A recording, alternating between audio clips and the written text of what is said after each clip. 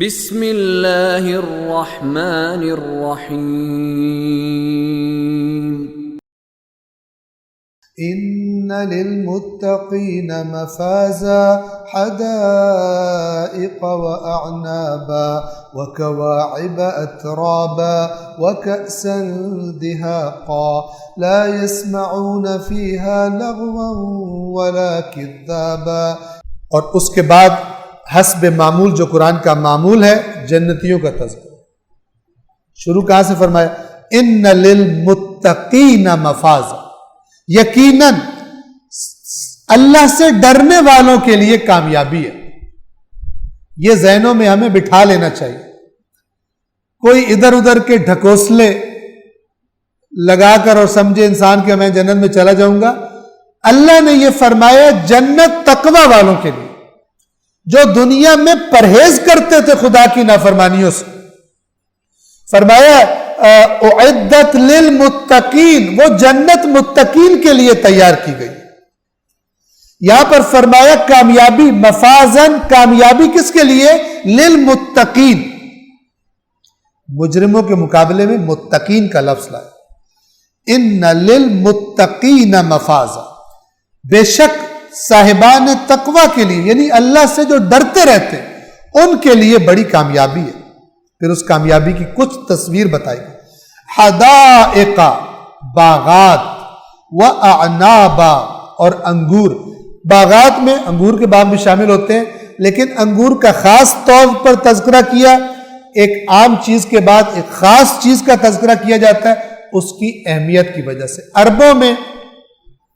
عربوں کے لیے انگور ایک بڑی بہترین نعمت، بڑی زبردست نعمت تھی، تو لہٰذا اس کا خاص طور پہ تذکرہ کیا۔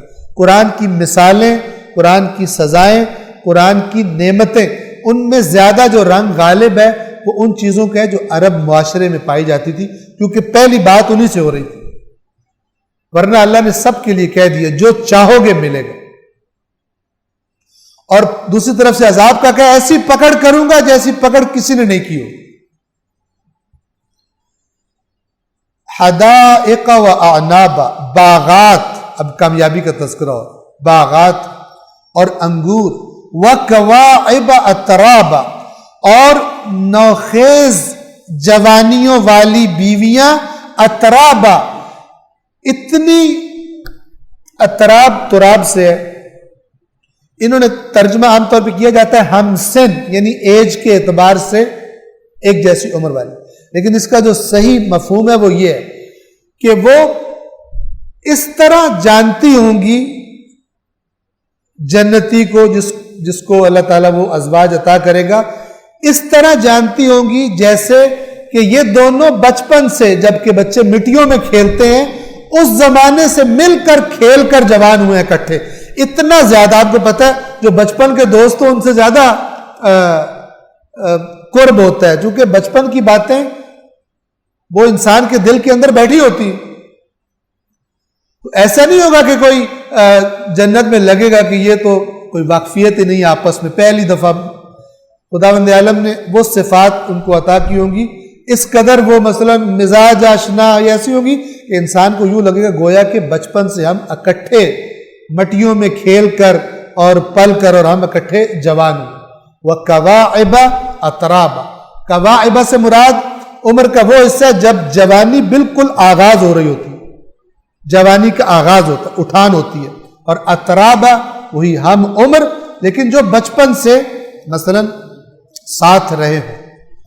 وَكَأْسًا دِهَاقًا، اور وہ جام جو چھلک رہے ہو، کہ جو قرآن فرماتا ہے کہ جنتیوں کو پیش کیے جائیں۔ اور سورہ مرسلات میں آپ کو یاد ہوگا وَسَقَاهُمْ رَبُّهُمْ شَرَابًا طَهُورًا، اور ان کا رب انہیں پاکیزہ مشروب پلائے گا۔ کیا مراد ہے ہم اس کا تصور بھی نہیں کر سکتے، لیکن قرآن ہی کہتا ہے کہ وہ نوجوان خدمت گزار لے کے پھر رہے ہوں گے، وہ بھی کہتا ہے، لیکن یہاں پر سورہ مرسلات میں فرمایا کیا؟ ان کا رب انہیں پلائے گا۔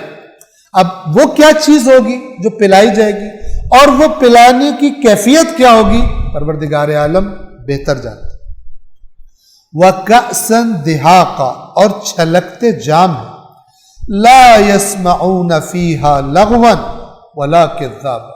چھلکتے جاموں سے جو عام طور پہ دنیا کی شراب ذہن میں آتی ہے، اس کے ساتھ ہی پھر بیہودہ باتیں نشے میں جو کی جاتی وہ بھی ذہن میں آتی ہیں. تو اللہ کیا فرما رہا ہے؟ لا يسمعون فيها لغوا، پیئیں گے اس شراب کو جنت کی، لیکن کوئی لغو اور بیہودہ بات نہیں سنیں گے.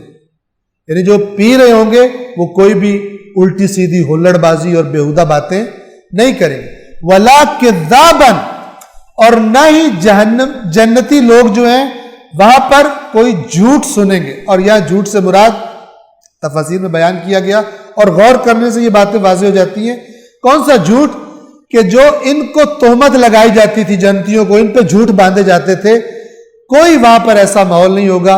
نہ کوئی بیہودہ بات سنیں گے اپنے بارے میں، اور نہ ہی اپنے پر کوئی تہمت اور الزام جو دنیا میں مجرمین لگاتے تھے ان پر. آپ کو پتہ ہے قرآن نے بتایا کہ یہاں پر تو کافر رسول اللہ پر بہتان تراشتے تھے، برے القاب سے رسول اللہ کو پکارتے تھے. لا يسمعون فيها لغوا ولا كذابا، نہ کوئی ان سے آ کر بیہودہ بات کرے گا، کوئی تنگ کرے، کوئی بدتمیزی کرے، گستاخی کرے. ولا كذابا، نہ کوئی جھوٹی تہمت اور الزام ان پر لگایا جائے گا. یہ اللہ مومنوں کو تسلی دے رہے ہیں کہ دنیا میں یہ تمہارے ساتھ ہو رہا ہے، تمہارے دین کی وجہ سے تمہیں بیہودہ باتیں اور لغویات سننی پڑتی ہیں، جہلا کی اور اللہ کے نافرمانوں کی، اور دین کی وجہ سے تم پر تہمتیں لگتی ہیں اور بہتان لگتے ہیں. تو قیامت میں جب وہ کامیابی تمہیں ملے گی، ایسی کوئی چیز بھی وہاں پر نہیں ہوگی. صدق اللہ العلی العظیم.